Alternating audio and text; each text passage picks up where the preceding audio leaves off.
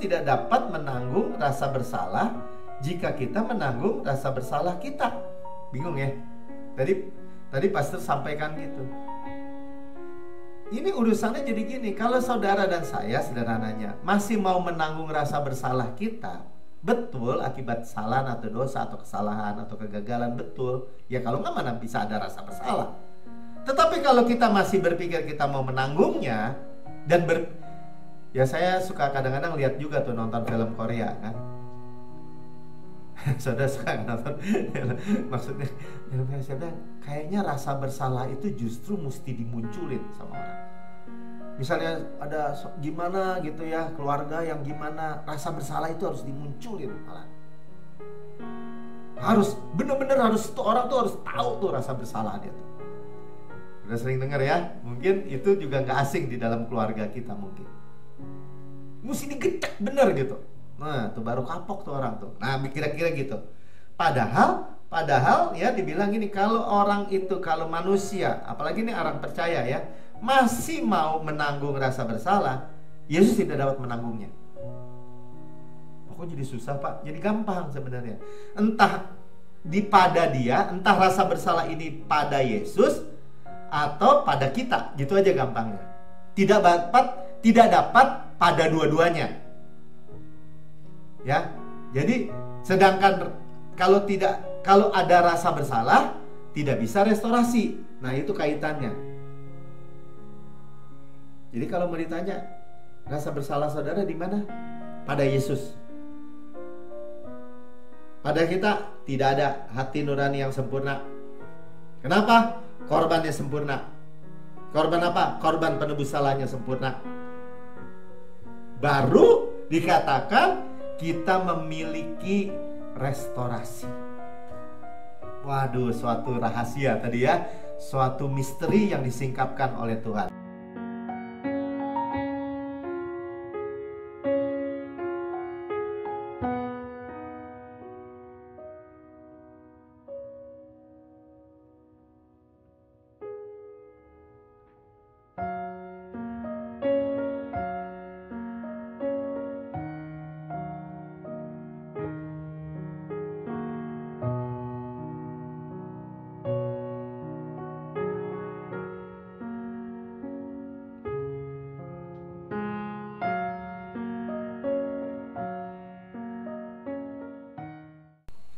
Ya, sekali lagi shalom.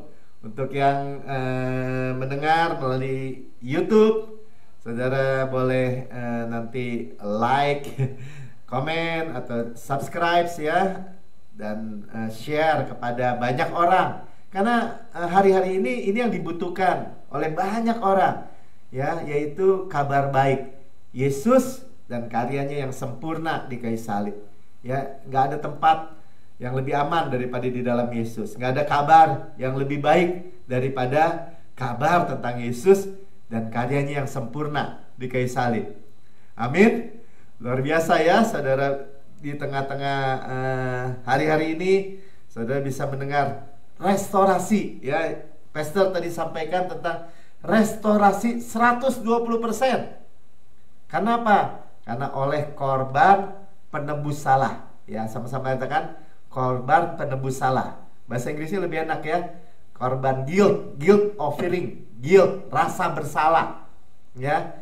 Jadi saudara lihat, ternyata rasa bersalahlah itu yang membuat orang mendiskualifikasi dirinya daripada restorasi Tuhan. Nah, sedangkan semua orang telah berbuat dosa, telah kehilangan kemuliaan Allah. Semua orang telah bersalah kan? Ada aja salah dalam kehidupan kita yang entah di masa lalu ya, yang sering dipakai oleh iblis ya untuk mendakwa, menuduh ya, dan membuat orang itu, ya bukan kita ya, orang yang gak percaya itu memiliki hati nurani mengharapkan penghukuman.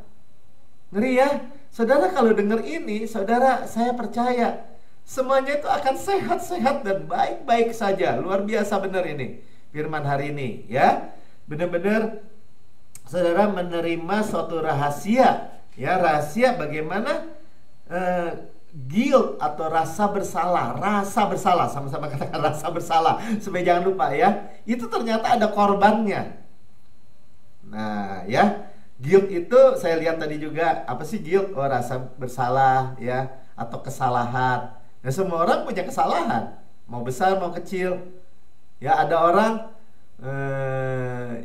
ya kalau saya cerita istri saya tahu, tapi nggak apa-apa lah, saya nggak usah sebut ya orangnya siapa. Ya, merasa bahwa saya selalu salah katanya. Dulu saya ketika mama saya minta antar ke gereja, saya bohongin bahwa saya mau maintenance, saya bilang nggak bisa gitu ya. Padahal saya bisa. Nah, bukan cuman ya, kesalahan yang menurut dia itu menghantui dia terus menerus. Saudara bayangin, ada sampai kayak begitu. Ya, apalagi kita tahu di dalam kehidupan kita juga ada hal-hal yang buruk, yang gagal. Ya. Nah, kebanyakan orang nih, bukan kita ya, saudara dan saya sudah mengenal kasih karunia Allah, tapi nanti akan lebih diteguhkan benar-benar, saudara mantap gitu. Saudara dan saya benar-benar mantap ya. Jadi ada orang-orang bahkan bilang gini, ya saya kena cancer, abis dulu saya begini ya. Ada yang kena sakit katanya, ada yang kena kecelakaan, ada yang kena wabah, bencana. Dia bilang, karena saya dulu begini. Saudara pernah dengar? Pernah dengar ya? Mungkin saudara sendiri punya pengalaman pribadi. Ya, siapa kamu, kata iblis? Kamu kan gak layak, kamu kan begini, kamu kan begitu, kamu kan, ya. Nah, ternyata ada yang namanya korban penebus salah. Sama-sama katakan sekali lagi ya, korban penebus salah. Itu namanya trespass offering atau guilt offering. Ya, di dalam kitab Imamat, ya nanti kita baca ayatnya ya, tapi saya pendahuluan aja dulu nih. Ya, ada 5 korban. Nah, Yesus itu satu korban mencakup semua. Saudara katakan ya, Yesus satu korban, oleh satu korban saja ia mencakup semua. Ya, saking luasnya, saking lebar, panjang, tinggi, dalamnya tidak terukur. Ya, harus 5 korban untuk mewakili apa yang Tuhan Yesus lakukan. 5+1 bahkan ya. Kalau saudara tahu lembu merah ya, yang sampai akhirnya dibakar sampai tinggal abunya, ya, finish work. Nah, itu bakar 6 ya. Tapi oke lah, korban bakaran ya, saudara ya boleh nggak inget nggak apa-apa lah ya, saudara. Yang penting saya kalau itu lupa tanya aja ke saya. Korban bakaran, korban damai ya, pendamaian atau korban keselamatan, korban sajian, meal offering ya, korban penghapus dosa. Ada korban penghapus dosa, tapi ada juga yang kelima, korban penebus salah. Ada penghapus dosa, penebus salah. Ya, ada orang percaya, kan kamu udah diampuni dosanya. Iya. Tetapi hati nuraninya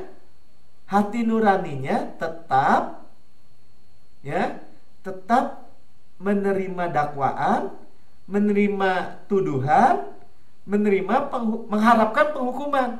Nah, yang bahaya itu mengharapkan penghukuman. Ini yang menimbulkan tubuh ini mensabotase dirinya sendiri. Ya, kamu kan gini, kamu dulu makannya buruk, makanya kamu sakit gitu kan. Jadi mensabotase diri sendiri. Entah bagaimana tubuh ini itu ketika ada rasa bersalah, ya kan, kalau bikin salah ya rasa bersalah dong, Pak. Nah, kan orang bilang anggapnya sebagai hal yang wajar ya. Tetapi saudara lihat ya, bahkan rasa bersalah itu tadi kita katakan itulah yang menghalangi restorasi. Nah, kalau sebaliknya, kalau rasa bersalah ini kita sudah ditebus dan kita bisa bilang ini, oh, hati nurani saya sempurna karena korbannya sempurna. Sekali lagi ya, hati nurani saya sempurna karena korbannya sempurna. Sehingga hati nurani kita tidak menerima dakwaan, tidak menerima tuduhan, tidak menerima penghukuman, tidak mengharapkan penghukuman. Nah, itu menstop benar-benar sabotase itu. Nah, kita teruskan ya. Jadi pertama-tama pastor sampaikan bahwa gospel itu kabar baik. Ya, kabar baik itu too good to be true. Ya, hampir-hampir tidak dapat bisa dipercaya atau tidak dapat dipercaya saking baiknya. Nah, saudara, ini perhatikan. Bagaimana, Pak? Masa saya yang salah? Kan wajar saya merasa bersalah. Nggak wajar kalau di dalam Yesus. Terus dikaitkannya gini, udah salah, kita direstorasi. Karena akibat salah itu kan dicuri sama iblis. Kita direstorasi, dikembalikannya 120%. Jadi restorasi itu adalah pengembalian atau pemulihan segala sesuatu kepada bentuk yang semula. Kan ya, pemulihan itu kembali kepada bentuk semula plus 20%. Kok jadi untung? Kok jadi untung? Nah, itu kan. Jadi gospel itu, Injil itu benar-benar too good to be true. Amazing. Ya, luar biasa baiknya. Dan nah, saudara, kalau ditanya mau nggak dipulihkan, direstorasi, bukan hanya jadi yang kayak kemarin loh, tambah 120%, mau nggak? Mau. Ya, biarpun saya nggak dengar, semua pasti bilang mau. Amin. Ya. Nah, jadi bukannya kita bersalah.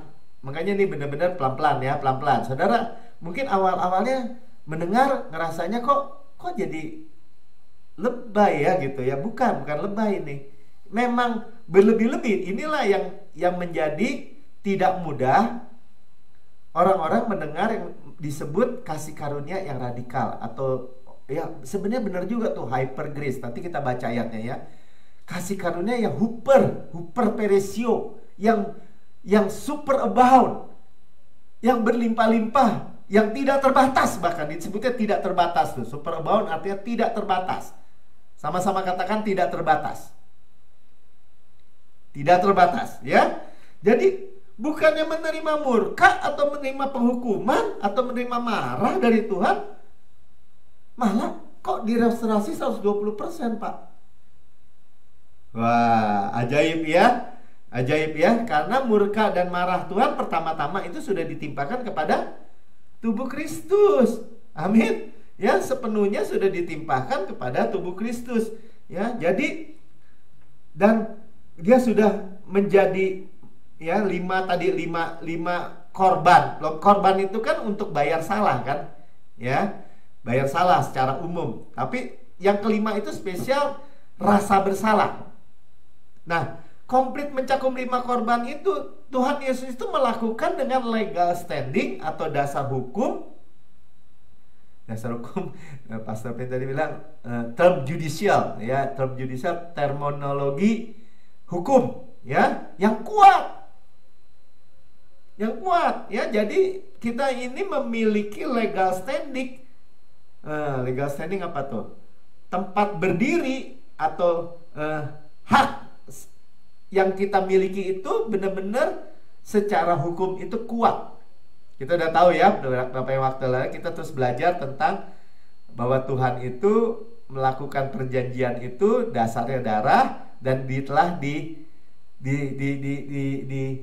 disahkan dengan darah, ya. Jadi bukan sembarangan aja. Nah, kita baca ayatnya. Sekarang kita mulai baca ayatnya ya, pelan-pelan, dari Roma 1 ayat 16. Sebab aku mempunyai keyakinan yang kokoh dalam Injil. Rasul Paulus bilang ini, I'm not ashamed for the gospel. Ya, dalam bahasa Inggris bukan memiliki keyakinan kokoh, ya baik juga. Tapi dia bilang ini, saya nggak malu. Sama-sama saudara sama-sama katakan sama saya tidak malu. Ya, memiliki keyakinan kokoh dalam Injil. Injil itu apa? Gospel. Jadi ketika kita dengar gospel sekarang nih ya, kita jangan malu. Jangan malu. Wah, hyper grace. Wah, gini. Memang hyper. Nanti kita baca, ya. Memang luar biasa banget. Orang kita bikin salah, nggak boleh punya rasa salah. Gimana, Pak? Orang bikin salah nggak boleh punya rasa salah. Ya, rasa salah kita sudah diambil Yesus, karena dia korban rasa bersalah, penebus salah. Nah, saya ulang-ulang supaya saudara makin mantap ya. Nanti saya berdoa supaya kita semua tuh mendapat pewahyuannya secara pribadi. Nah, karena dia bilang, karena kenapa Paulus kamu nggak malu? Kenapa kamu tetap teguh kepada Injil, ya, atau gospel ini? Dia bilang karena Injil adalah the power of God, kuasa Allah, ya, kekuatan Allah. Untuk apa? Yang menyelamatkan setiap orang yang percaya. Jadi gospel itu adalah the power of God. Jadi saudara itu lepaskan kabar baik, saudara nggak memiliki power, nggak memiliki power Allah gitu, nggak memiliki power Tuhan. Sebaliknya kalau saudara pegang teguh, kokoh, berdiri, saudara memiliki power Allah. Untuk apa dia bilang? Unto salvation, ya, yang menyelamatkan setiap orang yang percaya. Jadi semua salvation ini disebut apa? Soteria, ya, sama-sama katakan soteria. Jadi soteria itu termasuk kesembuhan, keutuhan, ya, perfect peace, ya, apa tuh, damai sejahtera yang sempurna, well-being, utuh. Jadi kaya sekali ya, yang namanya power of God untuk salvation. Ya, apa kita belum selamat? Selamat, kita udah selamat, ya. Selamatan kita bukan nanti, bukan, tetapi di dalam dunia ini keselamatan itu menjadi milik kita. Karena keselamatan itu bukan hanya nanti di surga, tetapi sekarang kesehatan, keutuhan, kesembuhan, perfect peace, ya, itu well-being. Nah, contoh ya, dari Markus 5 ayat 34. Maka katanya kepada perempuan itu, hai anakku, imanmu telah menyelamatkan engkau.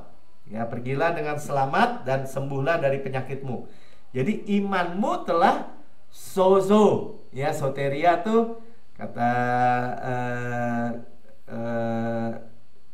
kerjanya, ya, atau kata bendanya malah, ya. Soso, ya. Jadi utuh roh, jiwa, tubuh. Ya, ini orang pendarahan 12 tahun.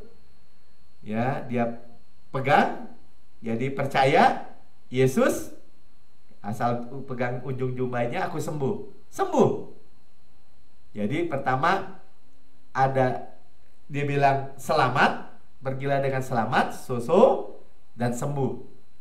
Nah, saudara lihat ya, bahwa ini luar biasa sekali. Nah, jadi kembali ya.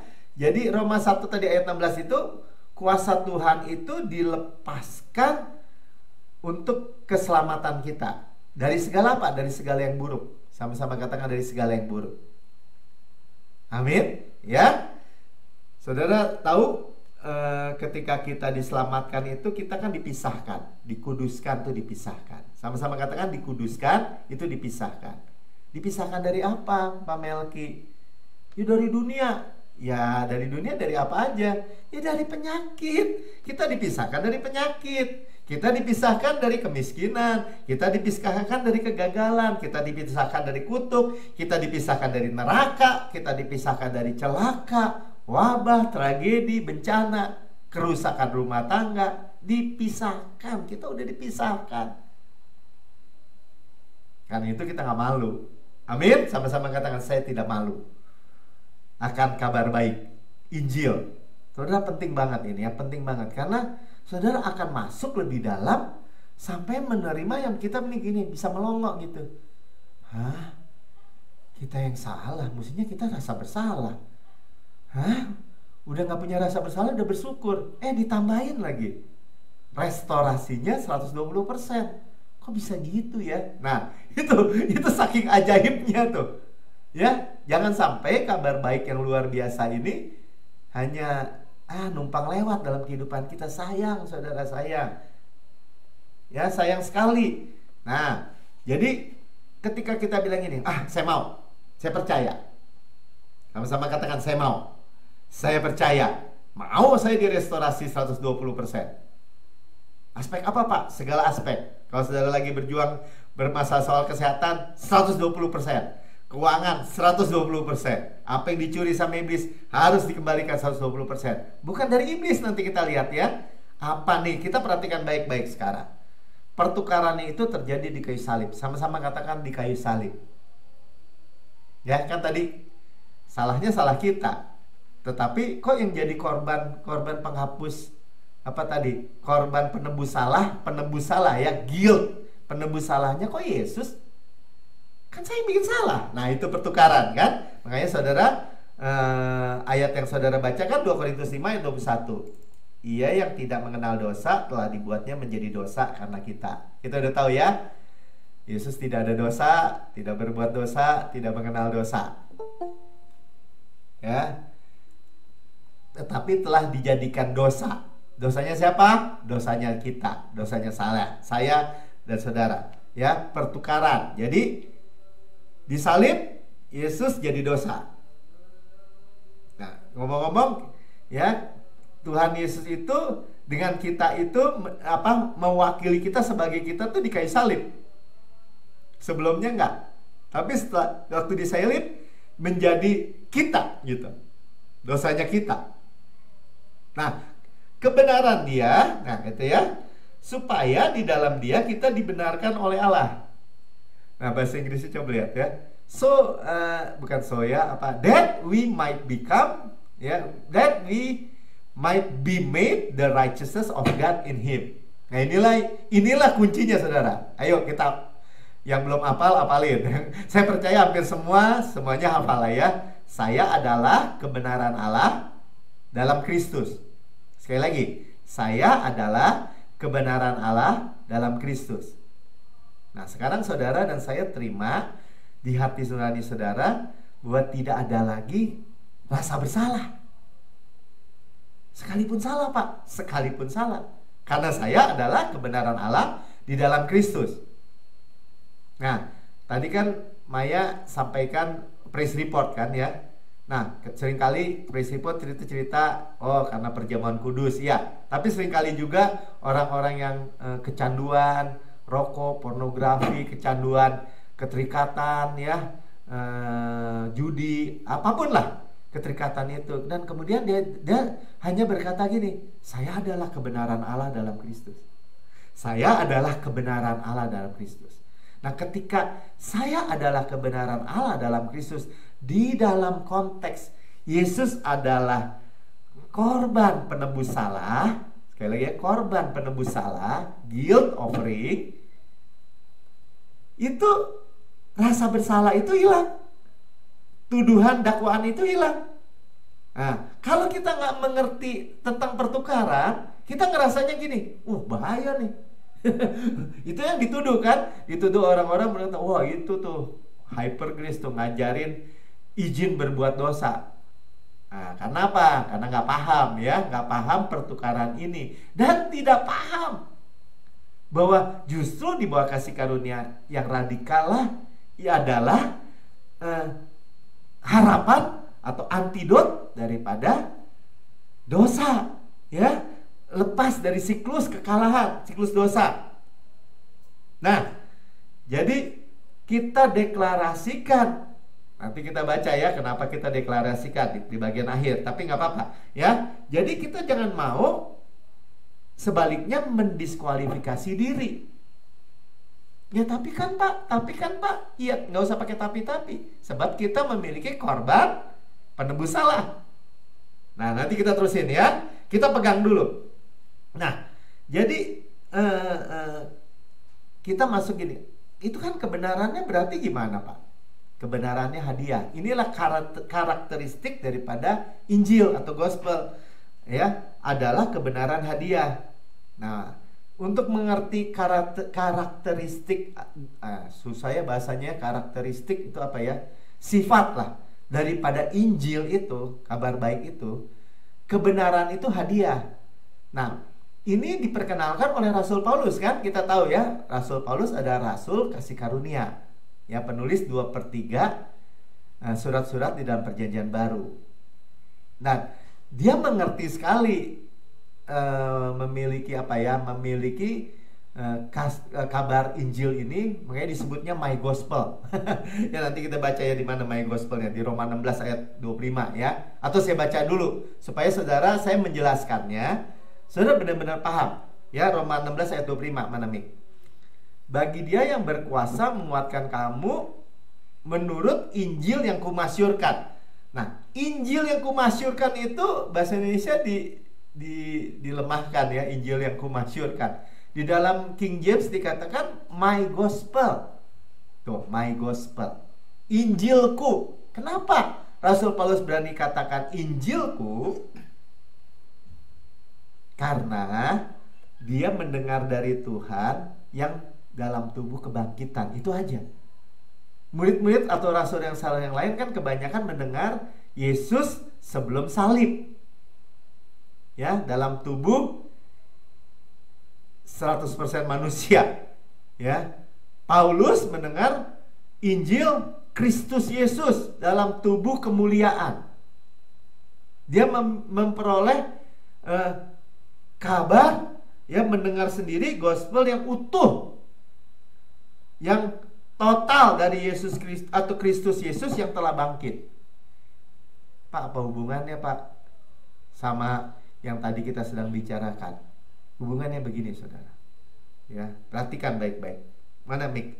Ya. Injil yang kumasyurkan dan pemberitaan tentang Yesus Kristus sesuai dengan pernyataan rahasia. Nah, ada rahasia, saudara ya. Ada yang tadinya belum, rahasia itu gini, yang tadinya tertutup kemudian tersingkap, yang didiamkan berabad-abad lamanya. Saudara ini menerima kabar yang perlu pewahyuan, penyingkapan. Dan saya berdoa biar semua boleh menangkap ini semua. Ya, karena kalau secara alamiah, secara natural manusia, cepat-cepat langsung ditolak gitu. Oh, nggak bisa Pak, nggak bisa Pak. Ya emang nggak bisa. kalau manusia, tetapi kita menerimanya sepenuhnya kebenaran hadiah. Itu harus ditaruh dulu dalam hati kita. Roma 5 ayat 17 katakan apa? Kita menerima kelimpahan kasih karunia dan anugerah kebenaran. Jadi kebenaran yang anugerah, kebenaran yang gift itu hadiah. Sama-sama dengan katakan kebenaran hadiah. Ya. Baru saudara dan saya bisa, kalau menerima itu, kita berkuasa dalam hidup, reign in life, berkuasa dalam hidup. Jadi terima nggak nih kebenaran hadiah itu? Kalau saudara dan saya resisten atau menolak kebenaran hadiah itu, sangkut benar-benar. Ya, tetapi saya percaya semua bisa menerima dengan luar biasa, ya. Jadi kebenaran hadiah itu adalah kebenaran iman. Kebenaran apa iman? Percaya. Fokusnya tidak kepada dosa atau tadi yang sudah kita bicarakan, atau kepada rasa bersalah, bukan. Tapi fokusnya kepada tidak kepada dosa, kepada Yesus, korban penghapus dosa atau korban penghapus salah. Luar biasa nih korban penghapus salah ya. Nggak mudah nih, tapi ya puji Tuhan. Ya, Roma 1 ayat 17 dikatakan sebab di dalam Dia nyata kebenaran Allah. Kebenaran Allah nyata di dalam Yesus ya. Yang bertolak dari iman, jadi startnya iman, memimpin kepada iman, dari iman kepada iman. Bahkan biasanya dari kemuliaan kepada kemuliaan. Iya, itu dari kemuliaan kepada kemuliaan. Kan kita terimanya dengan dari iman kepada iman. Ya, seperti ada tertulis orang benar akan hidup oleh iman, bukan oleh perbuatan. Makanya kita deklarasikan kan, start dengan iman, kepada iman, kepada iman, kepada iman. Ya, oleh iman. Iman siapa Pak? Iman Yesus paling gampang ya. Kita selalu sampaikan, saya sampaikan. Kalau saudara, Pak saya lagi gak ada iman, pakai iman Yesus saja. Yesus percaya, saudara terima itu ya, korban penebus salah itu atau rasa bersalah itu. Tuhan Yesus percaya waktu Dia mati di kayu salib bahwa Dia adalah korban penebus salah buat saudara dan saya. Dan Dia percaya bahwa Tuhan berikan itu kepada saudara dan saya. Ya, karena itu kita proklamasikan, kita deklarasikan sebagai kebenaran hadiah tadi. Jadi kita hidup oleh iman, kita berkata ini, saya adalah kebenaran Allah dalam Kristus. Nah, jadi sudah jelas ya. Itu caranya kalau kita mau ngomong caranya atau cara Tuhan, supaya kita menerima trespass offering ini atau guilt offering ini, korban rasa bersalah Tuhan. Nanti kita perhatikan, saudara, ini baru persiapan nih, belum masuk khotbahnya nih ya. Jadi ya semua kecanduan, yang mau minuman keras, narkoba, rokok, pornografi, kerusakan rumah tangga, hubungan keluarga, kebangkrutan dan lain-lain dihancurkan, dibatalkan, ya, atau hak-hak iblis itu dibatalkan. Kita dimerdekakan dari siklus kekalahan hanya karena percaya benar. Percaya benar, hidup benar. Roma 8 ayat 32 kan? Ya, dan kamu mengetahui kebenaran, dan kebenaran itu memerdekakan kamu. Kebenaran apa, Pak? Kebenaran hadiah. Kami sama katakan kebenaran hadiah. Amin. Ya. Dan ingat, minggu lalunya lagi kita dengar Roma 4 ayat 25, Yesus dibangkitkan karena pembenaran kita. Jadi saudara dan saya ini berkata, saya adalah kebenaran Allah dalam Kristus. Itu menjadi gini, menjadi memiliki legal standing yang sah. Saudara itu memiliki keyakinan yang kokoh. Kalau orang bilang, oh nggak bisa Pak, nggak bisa, kok Bapak kayak nggak punya dosa aja ngomong gitu. Ya justru bukan karena absennya dosa. Saya percaya bahwa tidak ada lagi penghukuman karena adanya korban Yesus. Yang gak ada artinya dong, ya, kalau justru tidak ada lagi penghukuman, ya, atau pertukaran di kayu salib kalau nggak ada dosa. Justru, ya, ini yang menjadi sulit bagi orang yang tidak mau terima kasih karunia. Terus terang aja saya ngomong. Tapi kalau bagi saudara jadi mudah banget, mudah dan enak benar, ya. Jadi percaya benar menghasilkan kehidupan benar nih dengan Roma 8 ayat 32 ini. Kamu mengetahui kebenaran, percaya benar kan, mengetahui kebenaran, dan kebenaran itu akan memerdekakan kamu. Tadi kan kayak dikuduskan. Dikuduskan dari apa? Dari penyakit, dari kemiskinan, dari kegagalan, dari kerusakan rumah tangga, dari kehancuran apapun.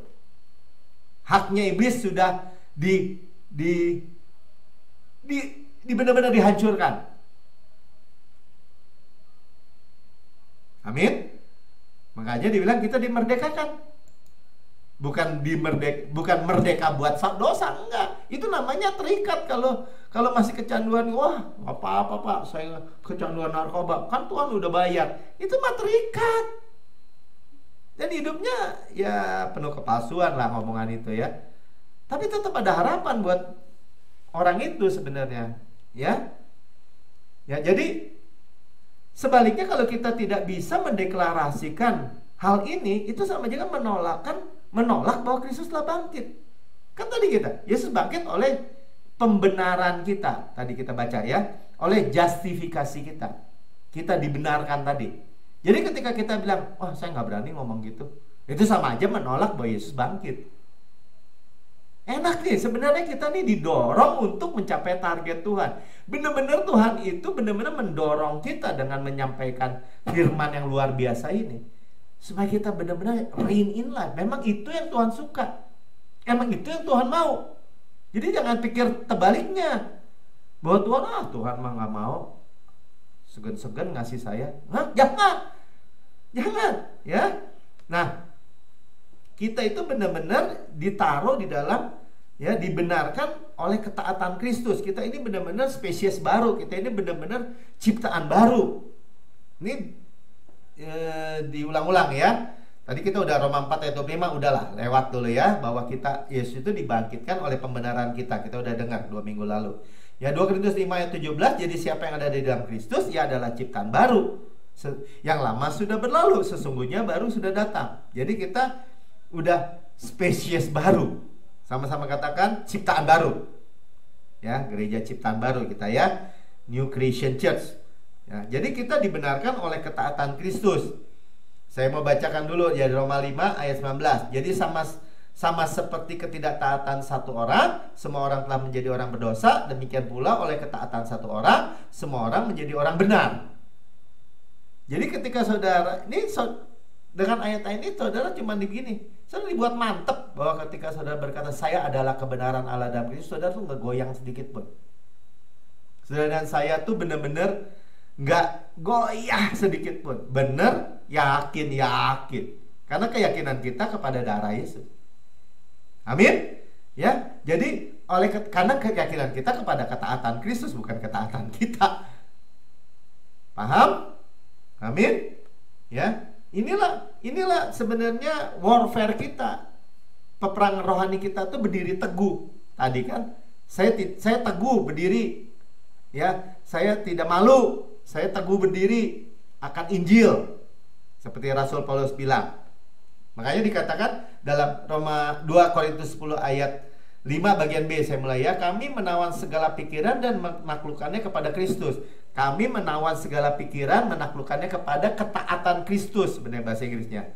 To the obedience of Christ. Kepada ketaatan Kristus tuh bahasa Inggrisnya ya.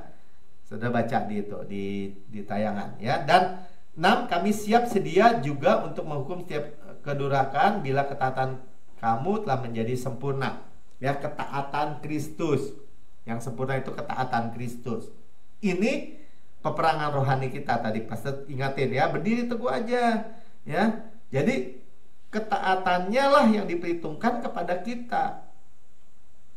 Sehingga gini, ketika kita gagal pun ya, kita tidak dihukum.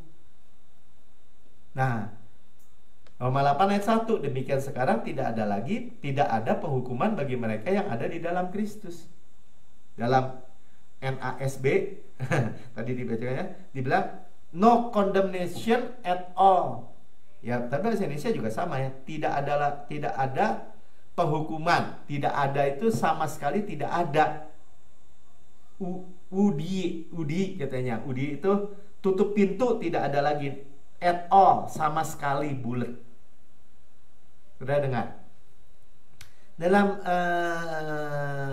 pengalaman memberitakan kabar baik seperti ini, orang bisa menentang ayat yang begini udah begitu jelas. Selalu orang bilang ini, ya tapi itu yang hidup dalam roh, Pak, itu. Nanti kita baca ayat 2-nya. Sebenarnya ini adalah hukum roh. Sama-sama katakan hukum roh yang memerdekakan kita. Dari apa? Dari hukum dosa dan hukum maut. Tapi orang itu selalu karena melihat kepada dirinya sendiri, dia menganggapnya bahwa ini itu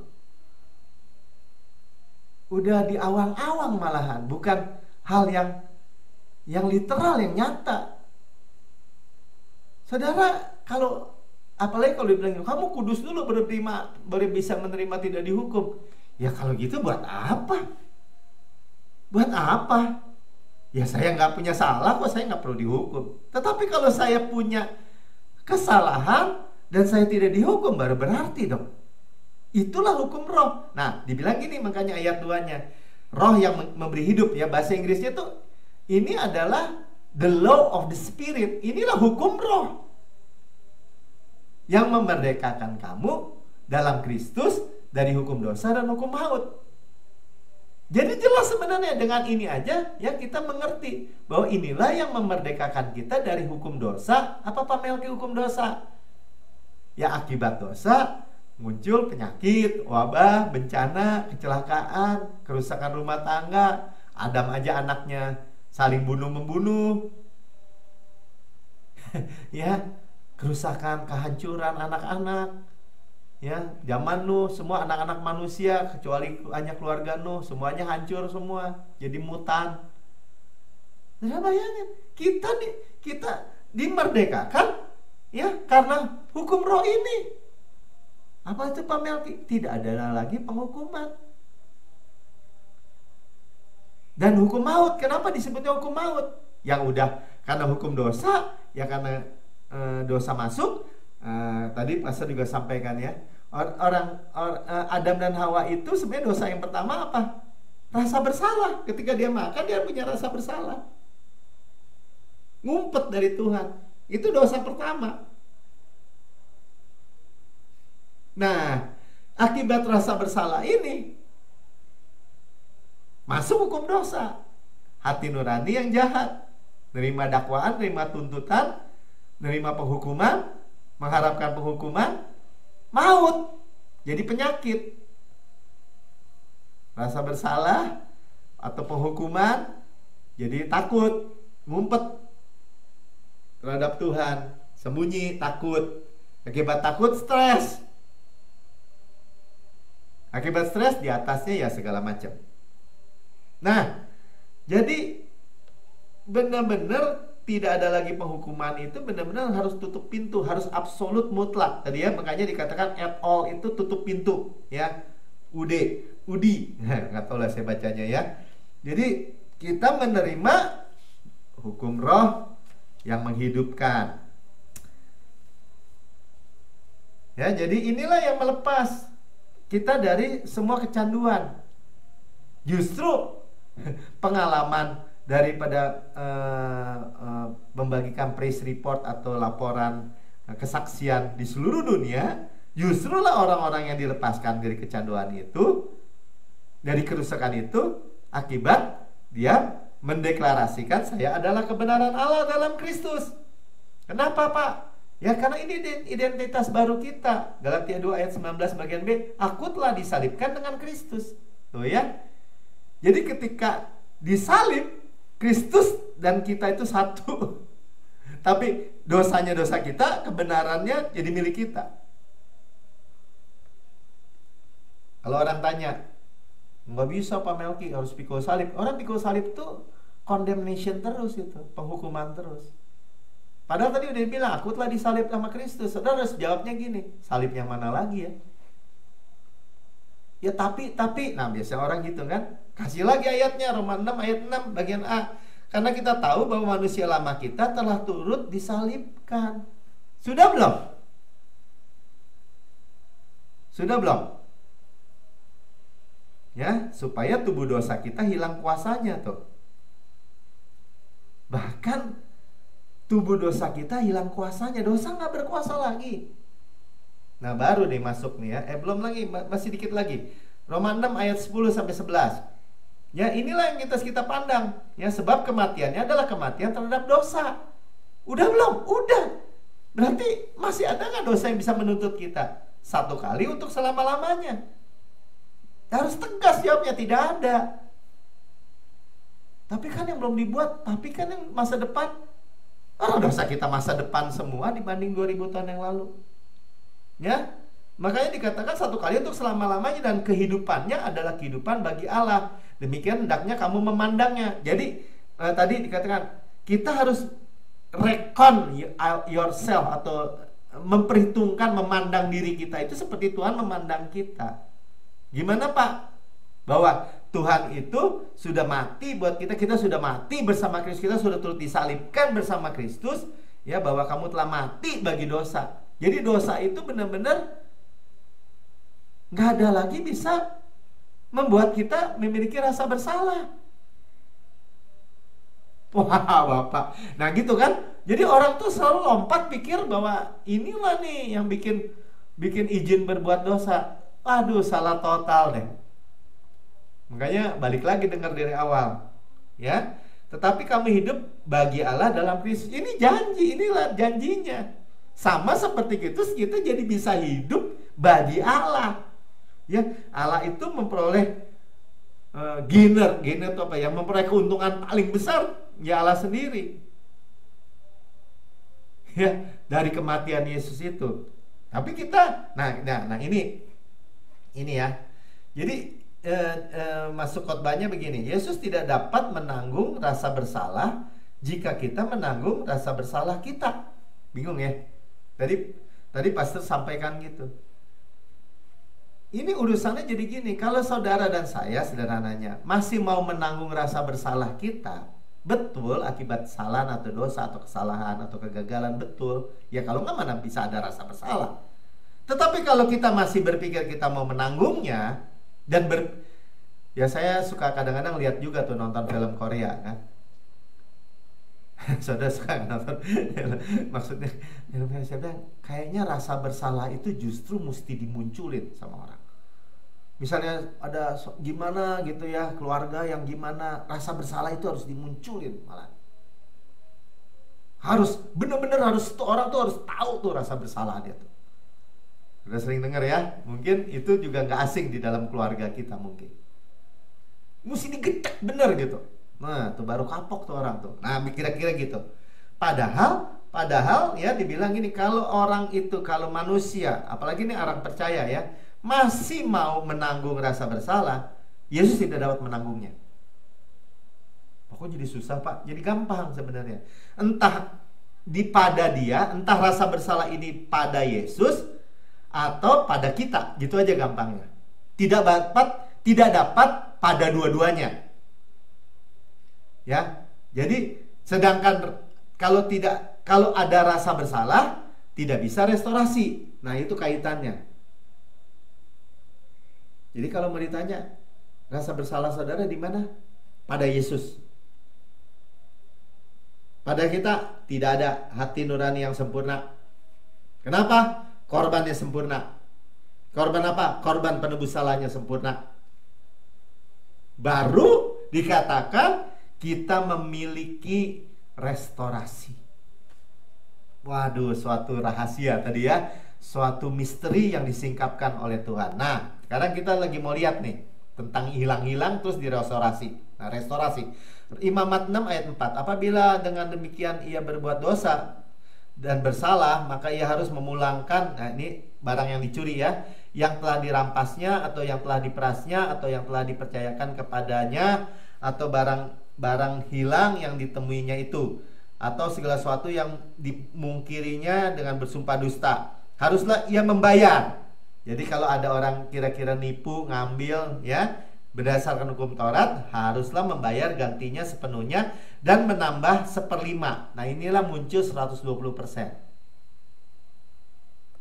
Ya, inilah muncul tambah 1/5, haruslah ia menyerahkan kepada pemiliknya pada hari ia mempersembahkan korban penebus salahnya. Ribet ya, kalau di dalam perjanjian lama dia juga udah nyuri, ketahuan, harus ganti 120%, harus bawa korban penebus salah buat nebusin rasa bersalah dia. Nah, sekarang kita punya Yesus. Rasa bersalah kita diambil oleh Yesus semua. Nah, keuntungannya 120%-nya yang mestinya kita yang harus ngembaliin, malah dikasih kita. Karena kita bagian orang yang benar. Ribet ya? Nggak ribet sih sebenarnya, sederhana banget. Aduh, ya, guilt offering itu disebutnya asyam, dibilang korban penghapus salah. Jadi Yesus itu mengambil tempat rasa bersalah kita.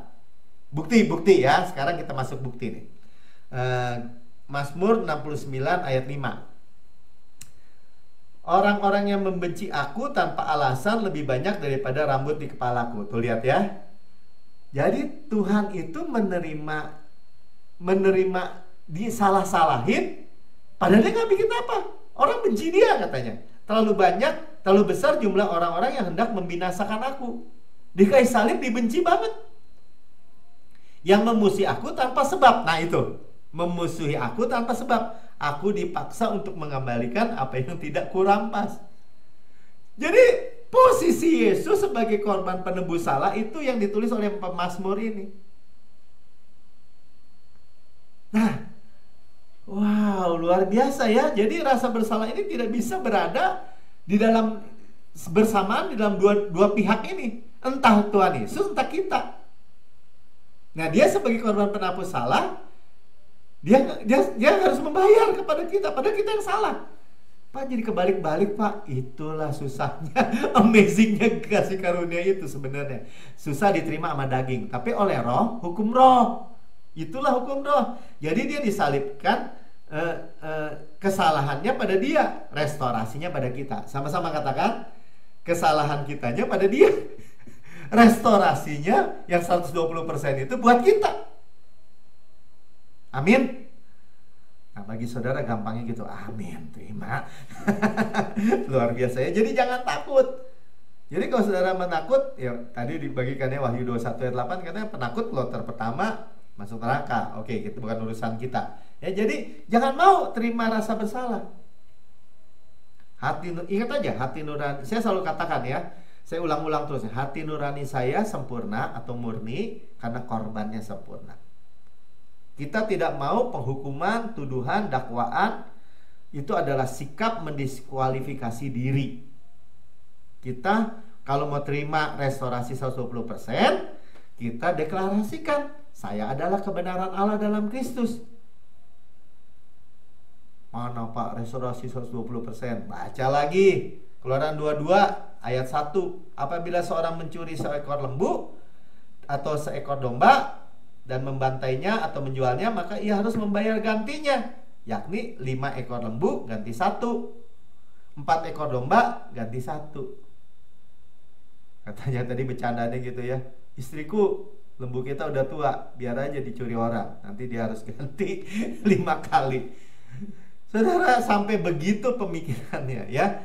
Nah, makanya dikatakan sekali lagi saudara, ini tuh kalau untuk orang yang bersalah harus ganti, kan cengli namanya. Tapi kalau Yesus gak salah, harus yang ganti kepada kita, gimana cenglinya Pak? Memang bocengli, memang tidak masuk akal. Itulah kasih karunia, itulah pertukaran salib. Itu kebenaran saja. Dan kita hidup bukan dari fakta-fakta kenyataan, tapi dari kebenaran. Sama-sama katakan kebenaran. Makanya dikatakan begini, Roma 5 ayat 20, tetapi hukum Taurat ditambahkan supaya pelanggaran semakin banyak. Dan di mana dosa bertambah banyak, di sana kasih karunia menjadi berlimpah-limpah. Orang menuduh Paulus apa? Ngajarin bikin dosa. Saudara-saudara gak usah diajarin bikin dosa. Saudara kalau punya anak bayi, gak usah diajarin bohong juga dia bikin sendiri. Jadi itu udah natur manusia. Tetapi oleh salib menjadi, justru bisa menjadi restorasi.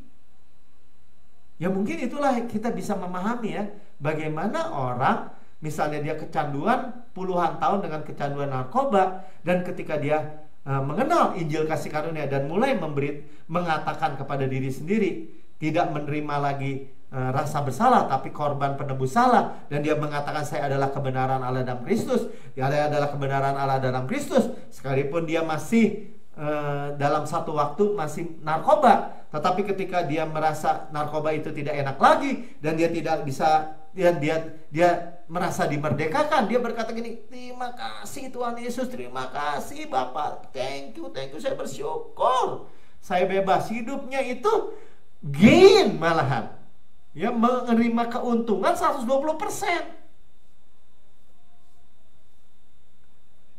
Itulah makanya tadi dikatakan di mana dosa bertambah-tambah, di sana kasih karunia itu menjadi hyperperesio. Ini orang yang bilang hyper grace. Memang kata hyperperesio itu artinya hyper grace, kasih karunia berlimpah-limpah. Kalau bahasa Inggrisnya super abound, tidak terbatas bahasa Indonesia. Paham? Ya, berlimpah-limpah tuh hyperperesio, super abound, tidak terbatas. Dosa berlimpah-limpah. Jadi dosa tidak menstop kasih karunia. Apa yang menstop kasih karunia Pak? Mengembalikan hukum Taurat. Justru menstop kasih karunia. Jadi saudara dan saya ini kalau memiliki wisdom, memiliki pewahyuan ini secara pribadi, wow, 1.000.000 saudara. Ya, tapi saya percaya semua di sini yang menerima. Ya, saking hypernya, saking lebar, panjang, tinggi dalam gue, sampai Rasul Paulus menyebut dirinya dia difitnah. Roma 3 ayat 8, bukankah tidak benar fitnahan orang yang mengatakan bahwa kita berkata, mari kita berbuat yang jahat supaya makin yang baik timbul daripadanya. Saya sampai situ aja ya. Bukankah itu yang dituduhkan kepada kita? Wah, itu izin berbuat dosa itu cheap grace. Mana ada cheap grace, mana ada kasih karunia murah. Kasih karunia itu berlimpah-limpah. Bahkan kegagalan kita, kecanduan, dosa atau apapun kita, ketika kita terima saya adalah kebenaran Allah dalam Kristus, itu membuka pintu supaya kita direstorasi 120%. Luar biasa, luar biasa. Haleluya. Saya memberitakannya begitu sukacita ya. Jadi bayangkan kalau pastor bilang ini, kalau Adam nggak jatuh, Yesus nggak datang katanya. Bayangkan tuh sampai kayak begitu. Ya, jadi dosa, kegala-galaan, kecanduan dilepaskan dan menghasilkan 120% keuntungan restorasi. Ya, intermezzo sedikit.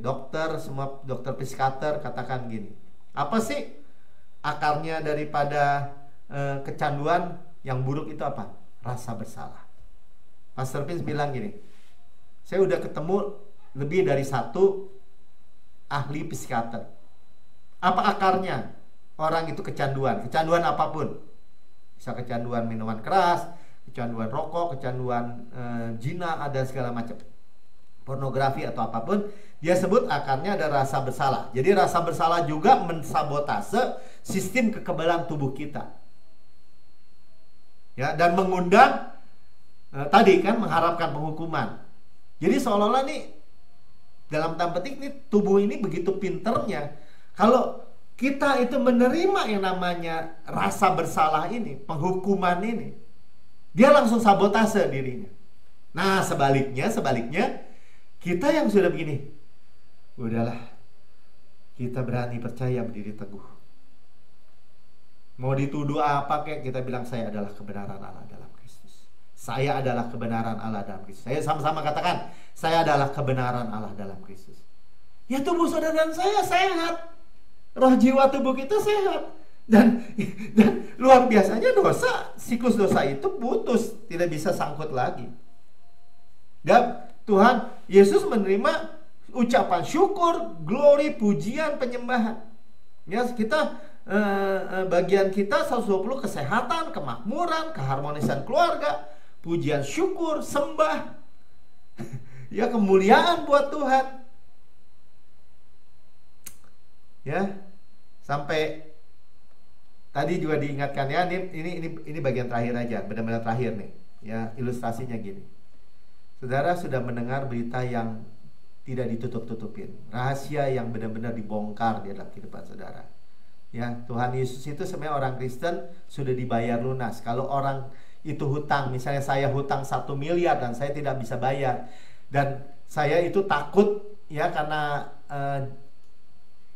debt collector udah cari saya memiliki hati nurani yang apa?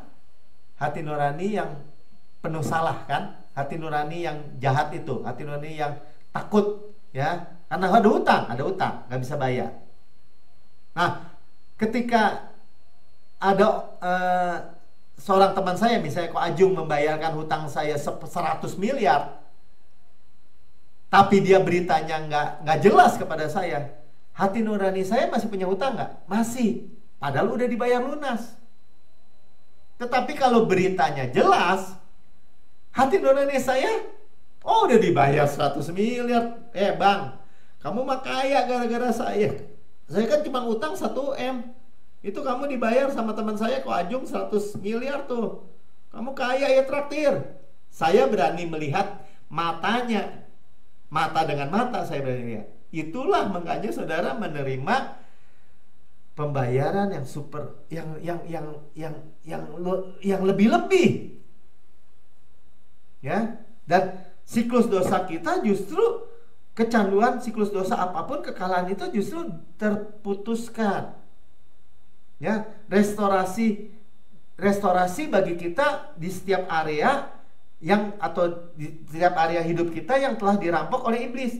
Restorasi itu 120%. Dan Tuhan juga menuai 120% pujian, penyembahan, ucapan syukur kita.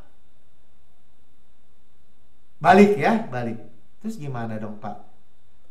Firman Tuhan cuma bilang gini. Ya, Roma 4 ayat 8. Berbahagialah manusia yang kesalahannya tidak diperhitungkan Tuhan.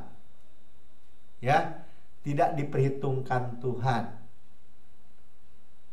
Ya, sudah paham ya?